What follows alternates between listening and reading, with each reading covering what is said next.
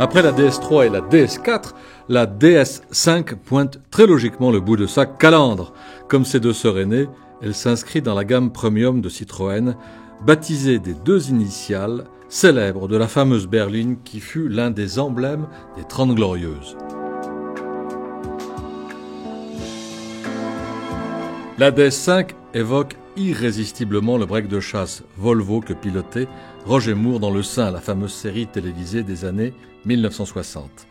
Le cuir des sièges, rappelant le dessin d'un bracelet-montre, nous replace cette fois dans les années 70, à l'intérieur d'une SM, la fameuse Citroën à moteur Maserati. Mais la DS5 n'est pas pour autant un exercice de néo-rétro à la manière d'une Mini, d'une Fiat 500 ou d'une Volkswagen Coccinelle. Ses lignes tendues aux flancs sculptés, sa large calandre ainsi que sa poupe lisse et imposante lui donnent au contraire une allure inédite et très actuelle. Deux lames d'acier en forme de sabre, courant de la pointe du capot au pare-brise, ajoutent une touche déconcertante à cette silhouette qui ne manque pas de charme.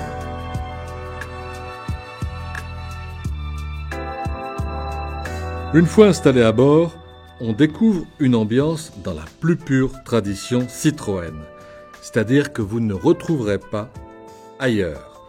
Le poste de conduite, parlons plutôt de cockpit, est totalement dédié au conducteur.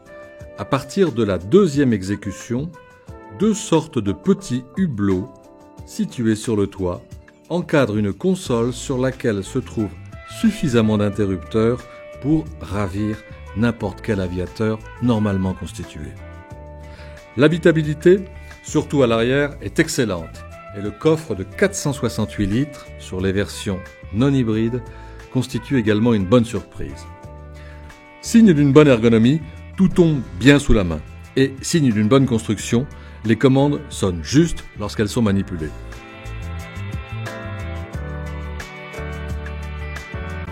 La DS5 est bien une Citroën, elle est confortable et offre surtout de très bons sièges, maintenant bien le corps.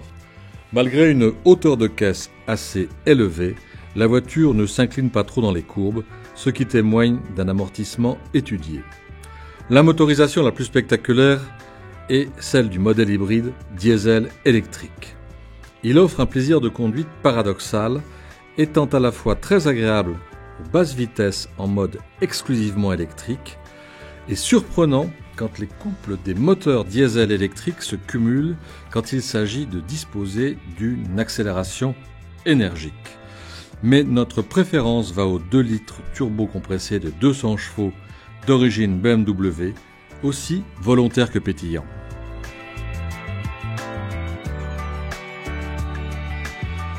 Certes, cette DS5 a des défauts.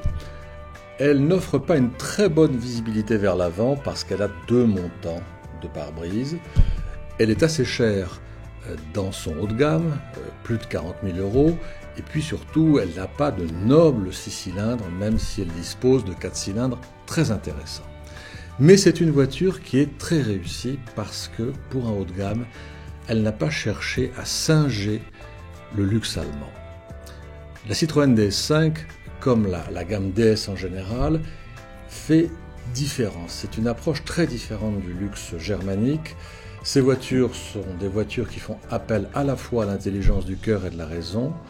Ce sont des voitures très différentes et qui possèdent à la fois une grande beauté intérieure par leur technologie, leur mise au point et une certaine ligne, une grande beauté extérieure qui a fait que la DS3, par exemple, la petite DS3, est un grand succès.